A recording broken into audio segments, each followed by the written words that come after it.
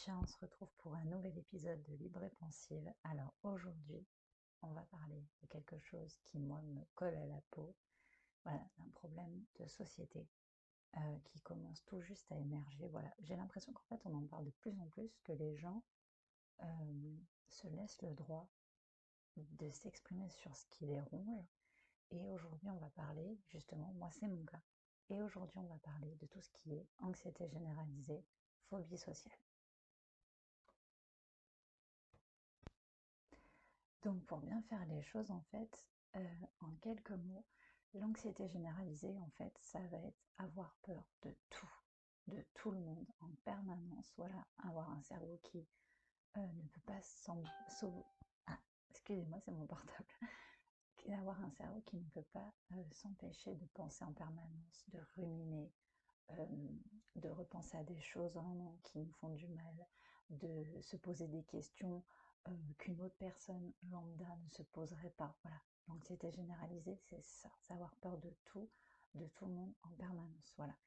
Et vous avez, donc on appelle ça un trouble anxieux généralisé. Et ensuite, après, vous avez plusieurs sous-familles, entre guillemets, sous-sujets, sous-syndromes, enfin appelez ça comme vous voulez, qui en découlent. Vous avez le stress post-traumatique, vous avez la phobie sociale. Et aujourd'hui, on va parler d'un, comment dire, de ce qui, moi, me concerne personnellement, à savoir la phobie sociale.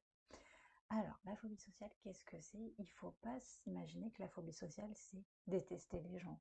Non, la phobie sociale, qu'on soit clair, c'est, comment vous expliquer? En fait, c'est les situations de stress, les face-à-face, le fait de ne pas, de penser qu'on ne va pas être à la hauteur, de se faire des schémas négatifs en permanence, de ne se laisser aucune chance, aucun bénéfice du doute, de se dire qu'on n'est pas capable, qu'on ne vaut rien, qu'on est nul. Voilà, en fait, c'est de l'auto-sabotage. La phobie sociale, ça part de traumatisme.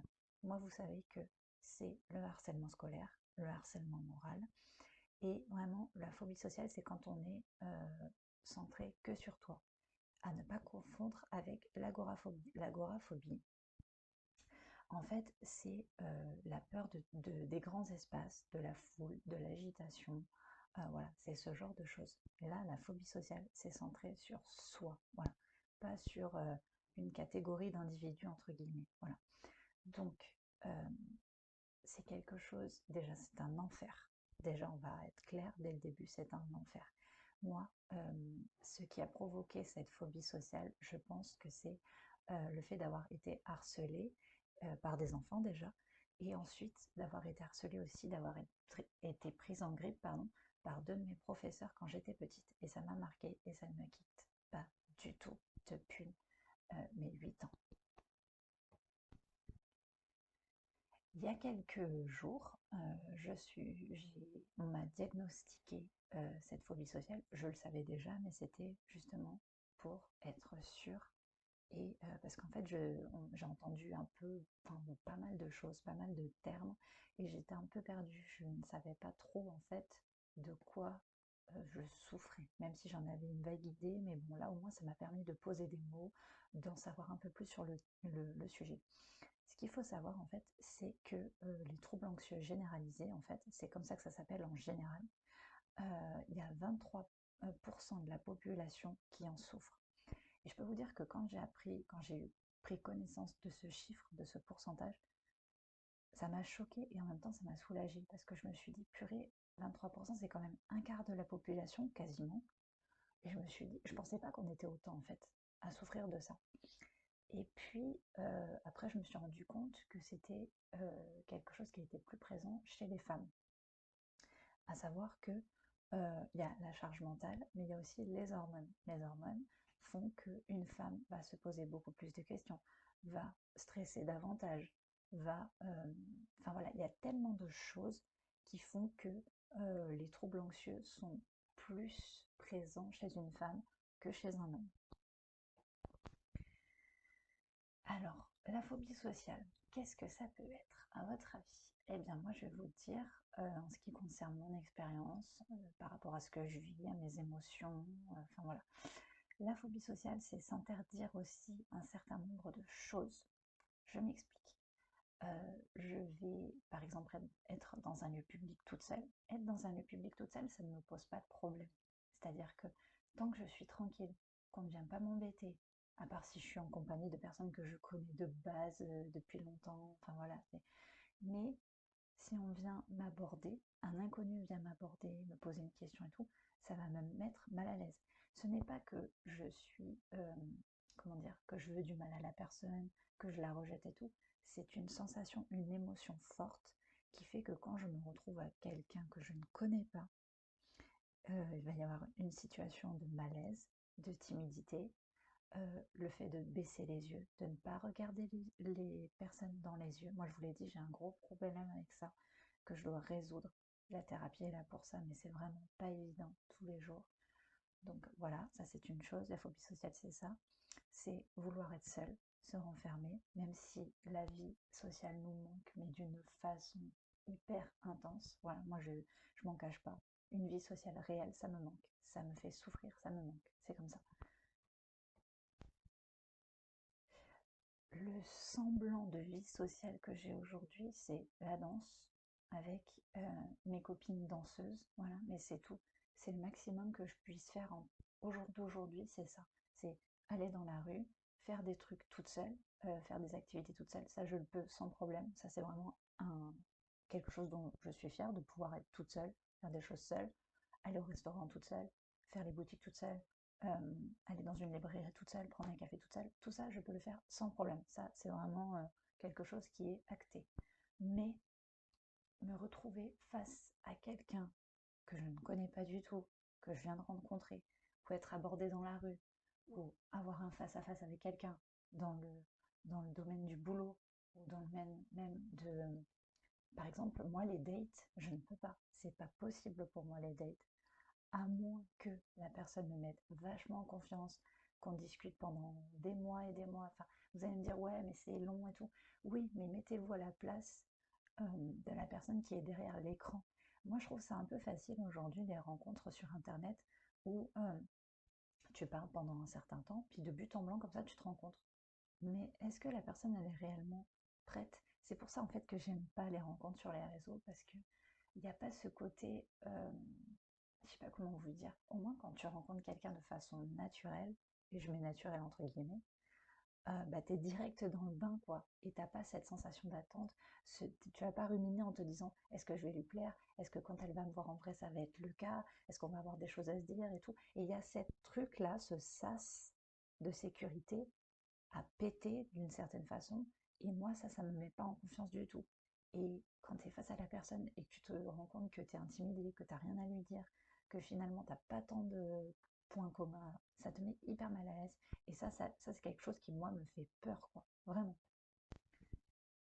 Donc moi, je vous l'ai dit, ce qui l'a déclenché, c'est le harcèlement. Et surtout, mes deux institutrices qui m'ont prise en grippe en CE2 et CM1. Donc j'étais vraiment pas grande. Et j'ai été témoin, surtout en CM2, en CE2, pardon, j'ai été témoin de choses assez violentes par rapport à mes professeurs. Et elles m'ont pris en grippe. Je ne sais pas pourquoi, je ne comprends toujours pas pourquoi, je ne cherche plus à comprendre maintenant, j'ai envie d'avancer, mais je vous avoue que ça me marque et c'est ce qui fait qu'aujourd'hui j'ai un gros problème de rapport de force avec les personnes qui sont, comment dire, plus âgées que moi et même avec les personnes de mon âge en fait. Voilà, comment dire, j'ai une sensibilité qui fait que, comment dire, si je sens que la personne veut avoir le dessus sur moi, qu'elle veut m'intimider, qu'elle veut avoir le dernier mot, et que moi je n'ai pas forcément les arguments pour, en fait, pour attaquer, enfin attaquer c'est un bien grand mot, mais pour répliquer, ben, je vais me sentir hyper mal à l'aise, voilà. Et ce qui fait que je vais me renfermer, et que aujourd'hui pour moi c'est compliqué d'avoir des tête-à-tête avec des personnes euh, que je ne connais pas, et qui peuvent avoir un caractère plus fort que moi. Alors, bien sûr, l'anxiété, mais surtout la phobie sociale, euh, ça n'est pas que ça, c'est aussi chez moi des douleurs physiques. Euh, j'ai appris récemment que les crises d'angoisse, les vraies crises d'angoisse durent 20 minutes. C'est une expérience qui a été testée, qui a été prouvée scientifiquement, ça dure 20 minutes. Une bonne crise d'angoisse, c'est 20 minutes. Et au bout de 20 minutes, ça se calme. Ça peut être moins, mais en moyenne, c'est 20 minutes. Oui, donc tout ça pour vous dire que chez moi, il y a des douleurs physiques qui accompagnent tout ça. Quand je vais me retrouver face à une situation qui fait partie de mes phobies, je vous l'ai dit, les rencontres, les face-à-face, le fait qu'on soit sur moi, qu'on me surveille, qu'on me rabaisse, qu'on m'humilie et tout, cette peur de déplaire, cette peur de se faire disputer, et oui, je dis disputer, et oui, à 30 ans, j'ai peur de me faire encore disputer, réprimander. Oui, je sais, c'est comme ça, c'est la vie. Ça va être des douleurs physiques, donc par exemple des problèmes d'estomac, des douleurs, des sensations de brûlure dans tout le corps, des tremblements, le fait de pleurer, de suffoquer, d'avoir une boule dans la gorge, mais une boule comme une boule de feu, d'être tétanisé, je vous l'ai dit, de ne plus pouvoir bouger, de ne plus pouvoir m'exprimer, je deviens muette, je n'ai plus aucune force physique et je suis paralysée, voilà. Alors c'est peut-être un peu fort, vous allez me dire ouais t'exagères et tout, je vous jure que c'est vrai. Il faut les vivre ces crises pour le comprendre. Alors avant je vous disais que faut pas en avoir honte, bien sûr que si c'est pas quelque chose qui est évident, bien sûr que oui c'est quelque chose qui fait souffrir, qui renferme, qui éloigne des autres et je comprends parce que moi je le vis tous les jours et tout, sauf que je me dis qu'en y allant tous les jours à tâtons, en se donnant les moyens de faire des choses qui sortent un peu de l'ordinaire, sortir de sa zone de confort, faire des choses qui vous font du bien, ça c'est vraiment important, vraiment. Oser aller vers les gens aujourd'hui, c'est un exploit. C'est un exploit parce que tu sais pas comment les gens vont réagir. Donc en fait, faites des petites choses, des petites actions qui font que vous serez fiers de vous, quoi, au final. Moi, depuis quelques temps, je fais des choses qui m'impressionnent, des choses que je n'aurais pas fait il y a quelques années, vraiment. Appeler des gens, demander des renseignements, aller vers les autres, enfin voilà, des choses que je ne faisais pas encore il y a quelques années. Et rien que pour ça, je me dis que j'ai quand même évolué. Voilà. Alors, je ne suis pas encore guérie de la phobie sociale, mais j'essaye de faire des choses comment dire, qui vont me conforter dans l'idée que j'essaye au moins. J'essaye. On dit toujours que si on ne tente pas, ben, on ne saura pas. Ben voilà, au moins j'essaye. Je vous dis pas que je tente tout, parce qu'il y a des choses qui sont encore compliquées, qui ne sont pas, qui me paraissent encore être l'Himalaya en fait, mais non, j'essaye encore de faire des choses un petit peu tous les jours qui font que. Et puis aussi, la phobie sociale, c'est aussi se libérer de la parole, dire ce qu'on pense. C'est-à-dire que ne pas dire oui à tout quand on n'est pas d'accord, ben on met son point de vue sur la table. On ne fait pas plaisir, enfin, on n'essaye pas de plaire aux autres. On n'est pas là pour être compris des autres, en fait. On est là pour exister. Tant mieux si tu arrives à être comprise de quelqu'un, si tu arrives à avoir un accord avec quelqu'un, à être sur la même longueur d'onde et tout. Mais c'est pas toujours le cas. Et malheureusement, il faut l'accepter. C'est-à-dire que il faut pas se dire, ben moi, mon point de vue, il est moins valable que celui de un tel ou de machin. Non, en fait, je pense qu'on a tous le droit de s'exprimer, on a tous un avis qui est différent, et c'est ça qui est bien. Mais c'est surtout se respecter, en fait. Respecter la manière de vivre des autres, respecter qu'ils aient des peurs, respecter qu'ils n'aient pas envie de faire telle chose parce qu'ils se sentent pas prêts, respecter, enfin voilà, tellement de choses finalement, c'est vivre ensemble, se comprendre, faire preuve de compréhension, de patience, de bienveillance, c'est ça en fait. Je pense que c'est ce monde manque cruellement d'écoute, de compréhension et de bienveillance malheureusement. C'est ça qui fait qu'aujourd'hui les gens s'éloignent le plus, enfin de plus en plus des autres, se sentent incompris. Enfin voilà, ça va loin. Là, je pars hyper loin, mais ça va très très loin et ça a je vais y arriver, des répercussions qui sont fâcheuses en fait. Voilà, donc écoutez, si vous vous sentez concerné par cet épisode de Libre et Pensive, voilà, aujourd'hui on a parlé de la phobie sociale, donc c'est vraiment quelque chose d'important qu'il ne faut pas taire. Si vous en souffrez, si vous vraiment ça vous fait mal tous les jours, que c'est un combat qui vous tient à cœur, Dites-vous que ce combat, vous le menez pour vous. Faites des petites choses tous les jours, même des petites choses futiles qui vont vous permettre de sortir un peu de tout ça, un petit peu plus tous les jours. Parlez-en, écrivez-le, allez vous balader, enfin, faites des choses qui vous libèrent de ça, en fait. Moi aussi, mon combat, il est loin d'être gagné, mais je n'abandonne pas. Je cherche des solutions, je tente des choses pour me libérer. Voilà. Et bah écoutez, j'espère qu'un jour ça portera ses fruits. Voilà. Donc bah écoutez, je vous fais plein de bisous et je vous dis à très vite pour un nouvel épisode de Libre et Pensier. Bonne journée!